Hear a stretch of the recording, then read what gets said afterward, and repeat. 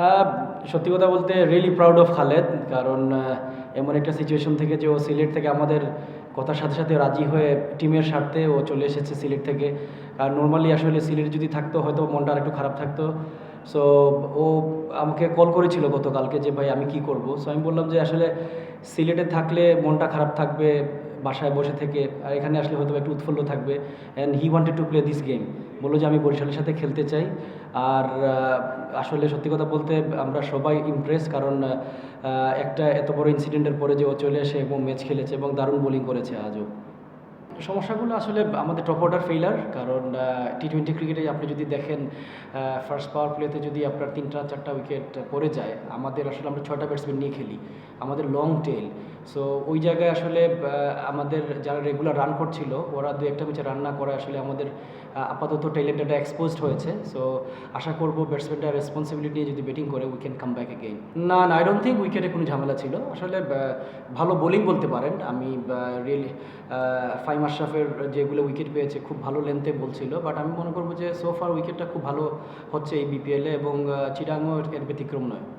তুলনামূলক বলতে আমি বলবো যে আসলে আর্লি উইকেট পর আমাদের যদি টিমের চিন্তা করি, আমাদের আর্লি উইকেটটা পড়ে যাচ্ছে। সো আমাদের ক্লার্ক যেমন আমাদের খুব ভালো ব্যাটিং করছিল পুরো throughout the tournament. So ওর ও 2টা ম্যাচে আউট হয়, আমরা আসলে একটু পিছিয়ে গেছি।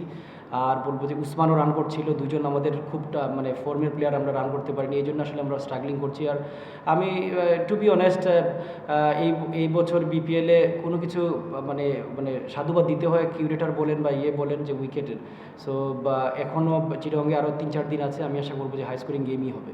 ডেফিনেটলি আমাদের স্কেজুলিংয়ে প্রবলেম, কারণ বড় বড় স্টাররা আসলে আইএল খেলতে চায়, এসএ খেলতে চায়। সো আমরা তো 2012-13-তে এইভাবে অনেক বড় বড় স্টারও খেলেছে, আমাদের টিমই খেলেছে চিটাগং কিংসে, আমিও ওদের সাথে খেলেছি।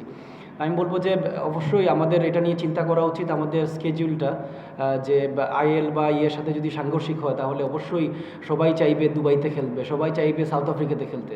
সো আমি আশা করব যে খুব তাড়াতাড়ি এটার যদি আমরা ডিসেম্বরে যদি শুরু করতে পারি, অ্যাটলিস্ট 1 সপ্তাহ 2 সপ্তাহ এদিক সেদিক হলেও, কারণ এন্ড অফ দ্য ডে প্লেয়ারদের তো টাকা দরকার, এখানে খেলে ওইখানে খেলবে। সো তখন আমার মনে হয় এই সমস্যার সমাধান হবে। মোটামুটি না, খুব ভালো, কারণ খুব ভালো বোলিংই করছে, কারণ পাওয়ার প্লেতে বোলিং করা চ্যালেঞ্জিং। ও কিন্তু পাওয়ার প্লেতে বোলিং করে এবং 16-17 নম্বর ওভারে আমাদের প্রায় গেমেই করেছে। আমি বলবো যে অনেক বড় ব্রেভ হার্ট বোলারও, আর সত্যি কথা বলতে ওর পেস নিয়ে কাজ করছে। সো আমি বলবো যে বাংলাদেশকে ছোটো ফর্মেটে অনেক দিনও সার্ভিস দিতে পারবে, আর এরকম বোলার আসলে খুব কমই আসে। আমি আশাবাদী আলিসুল ইসলাম বা বাংলাদেশে আবার কামব্যাক করবে এবং স্ট্রংলি কামব্যাক করবে বাংলাদেশের পরে।